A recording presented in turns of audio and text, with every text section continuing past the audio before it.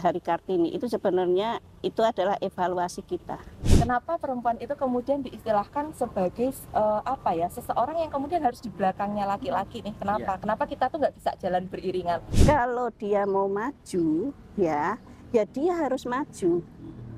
Kalau dia mau bermartabat, kalau perempuan mau bermartabat, ya perempuan harus bermartabat, gitu loh.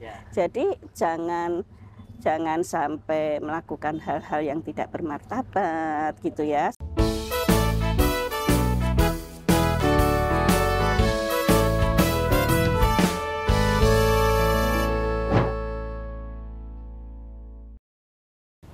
Assalamualaikum warahmatullahi wabarakatuh. Selamat sore sahabat UT Surakarta dimanapun Anda berada. Balik lagi di Potsuka, podcastnya UT Surakarta. Kali ini Potsuka spesial. Karena apa? Karena hari ini Hari Kartini 21 April 2024. Oke. Berarti kalau Hari Kartini pastinya kita bareng sama perempuan-perempuan hebat juga ya. Oke. Di samping saya sudah ada perempuan hebat, 2 orang yang akan menemani sore kita hari ini. Salah satunya orang penting di UT Surakarta. Siapa lagi? Yaitu Bu Yulia Budiwati, Direktur UT Surakarta. Selamat sore, Bu. Selamat sore, Mas Udar. Ini beda generasi nih. Tapi tetap satu tujuan. Satu visi. Sebelahnya juga ada perempuan hebat juga, dia salah seorang dosen di UT Surakarta. Siapa lagi kalau bukan Mbak Danar Kristiana Dewi, ya betul ya? Oke. Bukan Kristiana Dewa. Oh ya. Bukan Dewi yang itu ya. Oke, hari ini kita ngomongin tentang, karena bertepatan dengan Hari Kartini, kita ngomongin tentang Hari Kartini berarti ya? Ya. Betul kan? Oh, iya. Oke, spesial Potsuka spesial Hari Kartini. Oke, pertama kalau mengingat Hari Kartini, Ibu dulu ya, mengingat Hari Kartini. Menurut Ibu apa sih Hari Kartini itu, Bu? Apa ya? Ngepek dulu kali ya. Oke, di sini juga ada bukunya, kita udah menyiapkan. Iya. Buku-buku yang membahas tentang Kartini ya, dan saya memang kalau saya lihat ada buku Kartini saya ambil ya, biasanya beli gitu. Apa itu Hari Kartini gitu ya? Buat saya itu Hari Kartini itu adalah apa istilah tolak ukur ya. Artinya begini loh. Dari Kartini, zaman Kartini dulu sampai sekarang ini ya, ini kan sudah sekian puluh tahun gitu ya. Jadi kalau kita memperingati Hari Kartini itu sebenarnya itu adalah evaluasi kita, gitu ya, evaluasi kita para perempuan Indonesia. Tapi ya tidak hanya perempuan saja ya, segenap seluruh masyarakat Indonesia, tentang sebenarnya capaian kita yang sudah puluhan tahun itu dulu itu tuh capaian kita itu harusnya sudah seberapa dan kita itu masih seberapa. Gitu. Kalau saya tuh Hari Kartini itu isinya adalah perenungan, evaluasi, kemudian juga setelah dievaluasi membuat rencana kerja, gitu, rencana tindakan seperti itu, Pak. Nah, sekarang yang jadi pertanyaan adalah apakah semua perempuan Indonesia, yang ini kita spesifik perempuan saja ya, sebenarnya kan enggak ya, itu sudah melakukan itu. Ya. Hanya jangan-jangan tahu tentang Kartini saja tidak. Bagaimana mau melakukan evaluasi? Ya itu. Jadi menurut saya Kartini jangan hanya menjadi simbol pergerakan, simbol terus gitu loh ya. Tapi itu harus menjadi jiwa ya.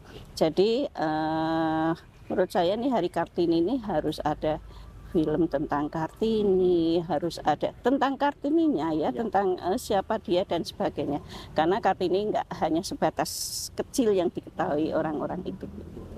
Jadi harus pelajaran tentang Kartini kalau dia mau dijadikan momentum gitu ya, itu ya harus diberikan. Jadi semua generasi muda itu tahu Kartini. Saya tahu generasi tua ya, tapi semakin kesini saya sanksi mereka tahu Kartini. Jangan-jangan Kartini orang mana nggak tahu juga ya. Siapa itu Kartini? Mungkin pertama kita harus mengenal dulu siapa sosok Kartini gitu ya, Bu. Lalu perjuangannya gitu ya, Bu. Iya. Dan apa namanya, gimana dia membela terus menuangkannya di kehidupan sehari-hari kita gitu Iya ya Bu, tadi ya? itu untuk mengevaluasi kita saat Betul. ini, pencapaian kita. Kalau kita nggak tahu dulu Kartini melakukan apa saja, Nah. bagaimana kita mau mengevaluasi Betul gitu sekali. ya. Oke, kalau Mbak Danar. Iya Mas Sudar. Generasi yang lebih muda nih, mungkin pendapatnya beda. Betul. Saya di antara generasi milenial dan Gen Z itu Iya. nyerempet gitu Oke, ya. Ada di dua Iya, generasi itu. Baik. Jadi kalau saya sepakat sih dengan apa yang kemudian disampaikan Bu Lilia tadi bahwa Bukan karena bukan saya, Kak. Karena ini Bu, semangatnya Kartini kan kesetaraan ya. Jadi saya sepakat dengan yang disampaikan beliau bahwa pada saat ini memang kita itu jangan hanya kemudian secara simbolik aja mengenang Hari Kartini itu sebagai hari besar. Karena selama ini kita mengenal Kartini itu kalau peringatan Hari Kartini berkebaya. Boleh iya. sih, tapi semuanya itu tidak serta-merta dengan simbol-simbol itu. Tapi apa yang kemudian sudah diperjuangkan Kartini ketika itu kemudian kita lakukan saat ini. Kalau misalnya kita lihat kan ketika itu Kartini itu salah satu perjuangannya pendidikan ya Bu ya. Bagaimana perempuan itu harus bisa memiliki pendidikan setinggi-tingginya. Nah, Betul. saat ini sebetulnya ini sudah terbuka lebar dan salah satu fasilitasnya juga sudah disediakan nih. Di mana di UT? Nah, promosi dikit nggak apa-apa ya? nggak apa-apa, banyak nggak apa-apa. Nah, artinya apa? Dengan semangat Kartini bahwa perempuan itu bisa meraih pendidikan setinggi-tingginya itu sudah ada sarana dan fasilitas yang bisa kita manfaatkan. Nah, ini juga jadi reason saya nih Mas Sudar, kenapa dulu itu saya pengen daftarnya di UT Surakarta. Salah satunya adalah bisa kemudian menyuarakan bahwa perempuan itu bisa loh, ada loh fasilitas untuk sekolah setinggi-tingginya, waktunya fleksibel, aksesibilitasnya tinggi, seperti itu melalui pendidikan di universitas terbuka. Nah, pertama itu. Yang kedua, perjuangan Kartini itu kemudian bisa kita lihat ya, evaluasi ke diri kita. Bagaimana kemudian kita itu melihat stigma ini dalam masyarakat gitu. Jadi kalau misalnya saya lihat saat ini kan perempuan dan laki-laki itu sudah sama-sama punya peluang yang sama sebetulnya untuk berjuang, Iya. berkarya di bidang masing-masing. Betul. Hanya saja stigma masyarakat gitu kan ya terhadap perempuan, bahwa perempuan ini nih makhluk kelas 2 nih istilahnya seperti itu kan ya. Itu tuh masih ada, sehingga isu-isu tentang perempuan, hal-hal yang sekiranya nih urusan perempuan itu dianggap itu urusan perempuan tuh ngapain dipikirin laki-laki misalnya kayak gitu. Nah, itu tuh padahal sebenarnya adalah urusan kita bersama kayak gitu. Contohnya boleh saya kasih quote ya, seorang laki-laki yang sukses itu belakangnya pasti ada perempuan hebat. Iya. Ada tuh kata-kata itu, kenapa harus di belakang, kenapa nggak di samping? Iya kan? Kenapa perempuan itu kemudian diistilahkan sebagai apa ya, seseorang yang kemudian harus di belakangnya laki-laki nih? Kenapa? Iya. Kenapa kita tuh nggak bisa jalan beriringan? Kan Dia lebih naik cantik. gojek kali. Jalan boleh ya? Jalannya Oh, iya. sempit. Jalannya kan jalan nggak boncengan ini gitu kan. Nah gitu sih, ya itu salah satu contoh hal-hal bahwa stigma ini masih dirawat subur gitu menurut saya di masyarakat. Oke, sip. Oke, kalau begitu sangat Gimana? ini ya. Kalau bagi saya sendiri sih Kartini. Iya, saya baru mau nanya. Saya baru mau nanya. Iya. Ini kalau untuk laki-laki Menurut itu Mas seperti Sudar apa gimana ya? nih? Kartini itu apa tuh Oke, buat kalau laki-laki itu? Saya ya waktu kecil itu Kartini itu perjuangan bagi ibu saya, Bu. Nah, karena apa? Karena besoknya harus memakai baju adat. Jadi beliau sibuk nyari di mana penyewaan baju adat gitu kan. Nah, itu dari situ saya juga melihat ya apa namanya perjuangan seorang wanita untuk apa namanya ya melengkapi anaknya gitu di hari Kartini besoknya gitu. Iya. Nah, itu perjuangan yang ya bisa dibilang saya ngeliat waktu kecil gitu ya. Itu seorang Kartini apa artis Kartini itu ya itu gitu. Nah, tapi jauh-jauh belakang-belakang lagi saya melihat sosok-sosok Kartini Kartini yang Salah sudah satunya di Jengyah itu ya. oh iya ada film juga Iya. Jennya itu ya Gadis kretek. bagus juga ya. Gadis kretek ya. Iya. Nah, kretek kretek. Oh, kretek. Kalau kretek Oh, gitu bukan. ya, patah nanti. Iya. Itu salah satunya itu juga perjuangan perempuan untuk apa ya, keluar dari belenggu. Ya. Nah, gitu. Nah, itu sih apa menurut saya Hari Kartini ya, gitu. Dan di sini sekarang udah besar, saya melihat, oh ini Kartini yang istilahnya apa namanya, sudah bisa menduduki jabatan yang penting seperti ibu gitu, dan Iya, ini salah satu contoh Kartini modern itu ya, Nah, seperti betul. beliau. terus sudah juga bisa mengajar ke apa mahasiswa seperti ibu dosen ini gitu kan, nggak harus laki-laki gitu. Nah, itulah Hari Kartini menurut saya gitu, Bu. Gitu. Oke, Ya. sepakat ya. Ya, alhamdulillah sudah ada perbaikan image yang tadinya hanya pakai kebaya, tadi nyari kebaya ya. Oke, pertanyaan kedua, Bu dan Mbak Danar. Siap, ya. Menurut Ibu dan Mbak, untuk saat ini kondisi emansipasi perempuan tuh gimana sih, Bu, di Indonesia ya? Gimana? Menurut Ibu dulu deh. Ya, kita itu masih suka apa ya, suka berpolemik ya tentang jumlah 20% di Dewan dan sebagainya gitu ya. Saya itu hanya berpikir begini loh, Kartini itu kan sudah 1 abad. Betul. Ya, 1 abad. Jadi kalau kita masih berbicara kuantitas gitu ya, yang kuantitas saja belum gitu ya, apalagi kualitas. Jadi saya suka berpikir harusnya kalau 1 abad gitu ya, itu harusnya pencapaiannya sudah seperti ini loh. Ini saya ngomong tentang Kartini dulu ya. Ya. Kartini itu kan sebagaimana tadi dikemukakan Mbak Dana ya, kan dikenal sebagai orang yang memajukan pendidikan bagi perempuan. Tapi kalau teman-teman baca tentang Kartini itu tidak sesedikit itu loh perjuangannya gitu ya. Makanya beliaunya kan juga diangkat sebagai pahlawan nasional ya. Selain memajukan pendidikan bagi perempuan, Kartini itu juga memajukan bangsa, karena dia membawa produk-produk ukiran Jepara itu ke kancah internasional. Jadi sebenarnya Kartini itu pinter, dia bisa memanfaatkan celah-celah karena dia punya koneksi ya orang-orang Belanda. Jadi dia bawa ke sana ya, memajukan bangsanya. Dia sebenarnya tidak hanya ngurusi perempuan juga, dia mengurusi masyarakat di sekelilingnya gitu ya. Kemudian juga dia itu seorang yang pembaharu ya, karena beliaulah yang meminta supaya Kiai Soleh Darat itu untuk menerjemahkan Al-Quran dalam bahasa Jawa ya. Pada saat itu Kiai Soleh Darat nggak mau ya, karena ya pada saat itu kan budayanya masih sangat apa ya istilahnya, kalau quote unquote itu feodal gitu ya, nggak sembarangan, kita nggak seperti sekarang permisif sekali kan gitu ya. Nah, bayangin anak Kartini kan meninggal di usia 25 ya, masih sangat muda. Bayangin orang yang semuda itu pikirannya sedemikian maju ya, karena dia mengatakan pada Kiai Soleh Darat gitu, bagaimana kita itu mau memahami agama kita kalau kita saja nggak paham dengan baik. Tapi kalau diterjemahkan dalam bahasa Jawa kan saya jadi paham gitu. Kartini santrinya Kiai Soleh Darat ya.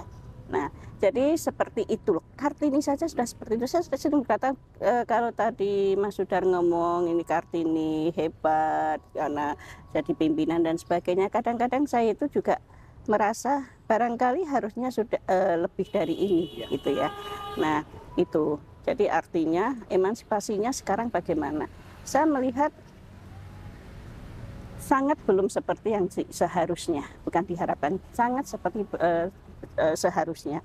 Sekarang begini ya, bicara tentang perwakilan perempuan di parlemen, kita masih ngomong tentang kuantitas, berapa sih jumlahnya. Hanya saya itu berpikir yang sudah pada duduk di sana di parlemen itu, dia akan mewakili perempuan selain mewakili masyarakatnya seperti Kartini. Apa yang sudah dilakukan?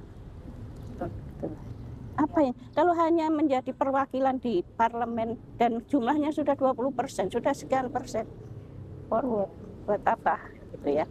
Jadi buat saya ya sebenarnya masih sangat memprihatinkan. Itu pertama. Kedua, dulu ada budaya tradisi Jawa yang begitu sangat mengikat perempuan. Setelah Indonesia merdeka di zaman modern, ternyata masuk juga, berkembang juga nilai-nilai yang juga memberi memberi ikatan-ikatan pada perempuan gitu loh. Ya sekarang kan terjadilah polemik perempuan harus bagaimana gitu ya.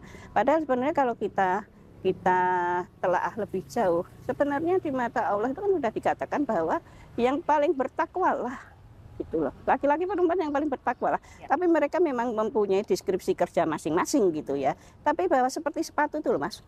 Sepatu itu kan nggak bisa ya yang kiri jalan terus gitu kan ya, kan begitu kan. Dan ketika itu mereka ada posisi ada bersama saling berjalan. Yang namanya tali sepatu itu kan bisa dipertukarkan ya. Kalau sepatu kets gitu ya, kanan pakai kiri, kiri pakai kanan kan masalah. Tapi bahwa sepatu kiri nggak bisa dipakai kaki kanan, iya artinya ada hal-hal yang kodrati nggak bisa dipertukarkan. Tapi kan yang lainnya bisa saling mengisi itu. Jadi emansipasinya sejauh apa? Ya saya rasa sih harusnya iya sangat belum. Masih sangat belum ya Bu ya. Itu tuh. Iya. Oke, kalau Mbak Danar gimana? Ya, nyambung dari apa yang disampaikan itu. Tiga hal yang kemudian hanya bisa dilakukan oleh perempuan itu adalah menstruasi, melahirkan dan menyusui. Betul. Selain itu semuanya kita sama-sama bisa melakukan dan mewujudkan potensi yang kita miliki. Betul kan? Jadi kalau kita bahas emansipasi terus masih ada nih yang nanya secara fisik gitu kan ya. Emang kamu kuat ngangkat beras 50 kilo? Aku laki-laki kuat loh gitu kan. Emansipasi kan kita tidak hanya berbicara secara fisik. Kalau misalnya kita bicara secara fisik, kita akan kembali ini misalnya dengan emang kamu kuat ngelahirin misalnya kan kayak gitu kan. Emang kamu tahu rasanya ngelahirin gimana, misalnya seperti itu. Artinya kehidupan nggak hanya sebatas mengangkat beras ya. Betul, dan kehidupan tidak hanya sebatas mengangkat beras. Mengangkat beras itu tadi gitu kan ya. Kehidupan banyak dan potensi yang kemudian kita miliki antara laki-laki ini bisa saling mengisi, itulah dan kita bicarakan sebagai sebuah bentuk emansipasi. Potensi perempuan oke lah, mungkin barangkali secara fisik atau secara apa, mungkin laki-laki itu didesain sebagai sosok atau fisik yang kuat, tapi perempuan itu didesain untuk menahan derita ya. Jadi kalau misalnya laki-laki disuruh menstruasi 3 hari menstruasi pingsan ya, disuruh melahirkan gitu kan, udah nggak tahu rasanya seperti 9 apa. 9 bulan ya. 9 bulan hamil gitu kan. Artinya apa? Dia painless, mampu untuk menahan derita sebetulnya. Nah, sisi inilah yang kemudian menjadikan perempuan itu punya rasa welas asih yang tinggi, kasih sayang yang tinggi, sehingga ketika si laki-laki ini dia punya kekuatan nih di fisiknya, perempuan itu bisa. Nah, tapi kalau secara konkret ya, dalam hal emansipasi ini saya itu ingin menyuarakan 2 hal sebenarnya. Yang pertama itu masih terkait dengan reproduksi wanita. Perempuan itu melahirkan, perempuan itu menyusui. Menyusui itu bukan semata-mata tugas perempuan, karena secara biologis itu hanya bisa dilakukan oleh perempuan. Tapi kita berbicara bahwa menyusui ini tentang menciptakan generasi masa depan yang lebih baik dengan apa yang sudah Tuhan berikan melalui tubuh perempuan, seperti itu kan. Artinya apa? Isu menyusui ini kemudian dianggap sebagai urusan perempuan saja. Kita masih melihat berbagai tempat-tempat public space, minal, stasiun, mungkin sekarang udah banyak ya, tapi di tempat public space yang lain kita masih jarang nemuin nursery room. Padahal kalau anaknya nangis nih, dia butuh menyusui nih, perempuan ini harus gimana gitu kan. Nah, ini yang pertama ini. Yang kedua adalah batasan kerja, batasan usia kerja bagi perempuan. Jadi kenapa sih kalau perempuan itu ketika dia ngelamar pekerjaan nih harus ada maksimal 25 tahun. Emang kalau dia 27 tahun kenapa? Emang kalau dia 30 tahun kenapa dia udah nggak bisa kerja? Bisa loh, masih bisa gitu. Jadi kemudian batasan kerja itu berhubungan juga kepada harus belum menikah misalnya. Ini kan menciptakan problematika baru yang seolah-olah ketika perempuan itu sudah bekerja, perempuan itu harus bekerja aja nih. Padahal kan ini 2 hal yang berbeda gitu loh menurut saya. Jadi seolah-olah dunia perempuan ini hanya dibatasi, perempuan tuh harus boleh milih satu. Kalau kerja ya kerja, kalau di rumah ya di rumah. Padahal bapak-bapak nggak pernah kan ditanyain kayak gitu. Bapak-bapak mah ya, jadi bapak-bapak itu kalau misalnya pergi pagi pulang pagi itu dianggap pekerja keras ya. Tapi kalau secara makro ya, ini secara global ya, misalnya kalau perempuan itu kerja sampai jam 7, sampai jam 8, sampai jam 9 itu pasti ditanyain, kamu tuh beneran kerja sampai jam segini? Saya kayak gitu. Masih ada stigma-stigma seperti itu. Dan ini menurut saya ya karena itu tadi emansipasi ini belum mewujud, belum membudidaya, belum teredukasi kepada masyarakat kita. Dua hal ini aja itu ya. diperbarui.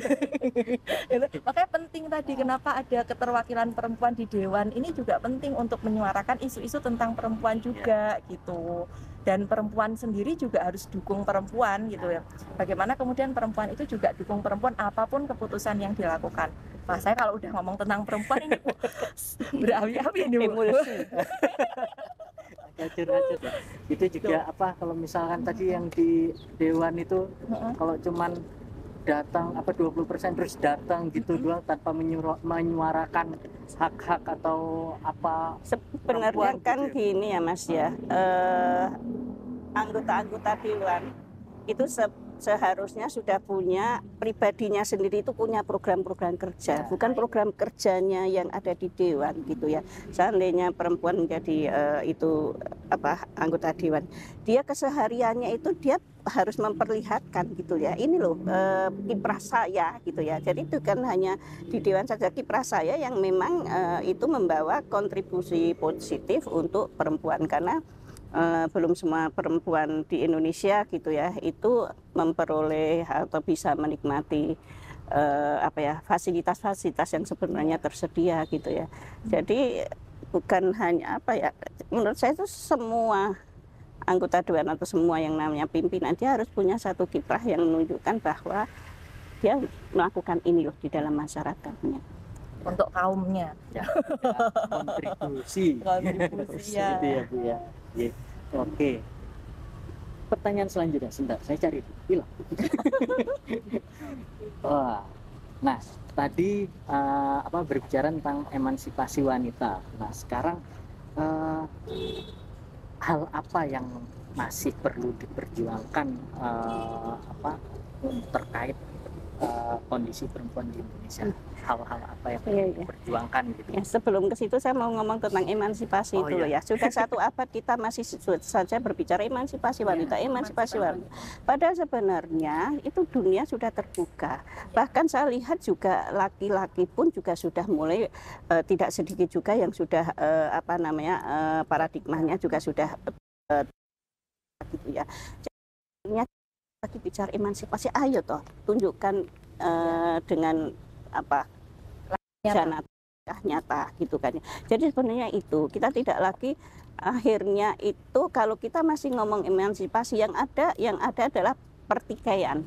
Tapi kalau kita ngomong ayo kita mau ngapain, itu pasti program kerja. Gitu loh ya. Itu. Nah, sekarang pertanyaannya adalah hal yang masih harus diperjuangkan. Ya menurut saya yang harus diperjuangkan adalah kesadaran. Kesadaran dari terutama dari pihak perempuan sendiri. Kalau dia mau maju ya dia harus maju.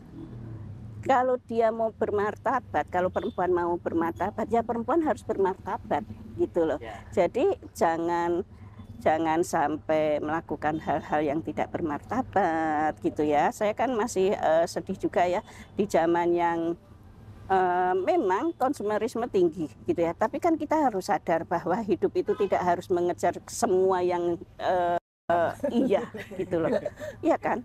Ya, jadi sadarlah bahwa ini kita itu bersama, bukan sendiri-sendiri. Ini adalah bersama. Dan yang butuh bantuan ya itu masih banyak ya saudara-saudara perempuan kita yang ada di pelosok dan sebagainya, itu masih banyak. Kita sering merasakan dari mahasiswa UT lah ya. Betul. Mahasiswa UT gitu yang belum pernah keluar dari daerahnya gitu ya. Nah artinya apa yang perlu diperjuangkan menurut saya kesadaran dulu, kan kesadaran bersamanya itu sudah ada jalan. Iya.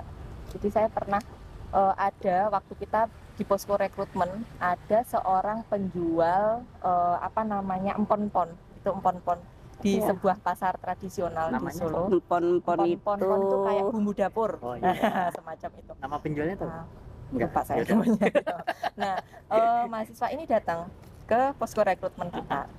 Dia adalah salah satu mahasiswa UT baru calon mahasiswa calon ketika mahasiswa. itu. Terus dia cerita, saya bisanya konsultasi malam karena kalau saya siang itu saya berjualan di pasar Legi.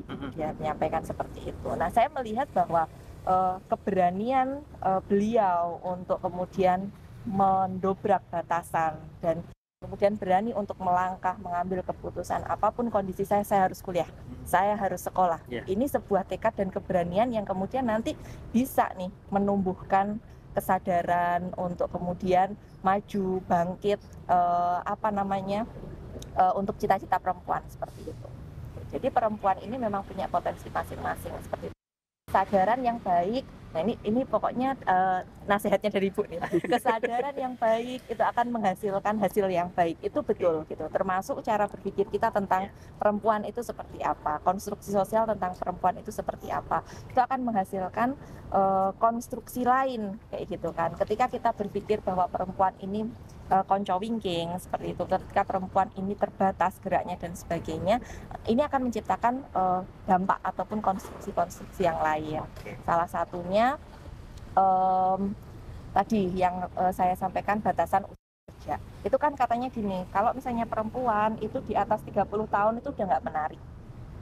Ya, misalnya seperti itu tuh contohnya. Nah, Oke, berarti kalau kata pepatah itu apa yang Anda tuai, apa yang Anda tabur itu yang Anda panen gitu ya? Apa yang Anda tuai itu adalah apa yang Anda tanam. Oke, ini pertanyaan khusus untuk Bu Yulia.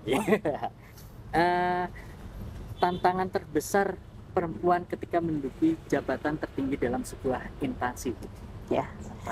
Ya, dunia ini kan masih patriarkat ya, patrialisme ya. Jadi dunia ini masih milik laki-laki. Ya, walaupun tadi saya mengatakan bahwa sebenarnya pintu sudah terbuka gitu ya.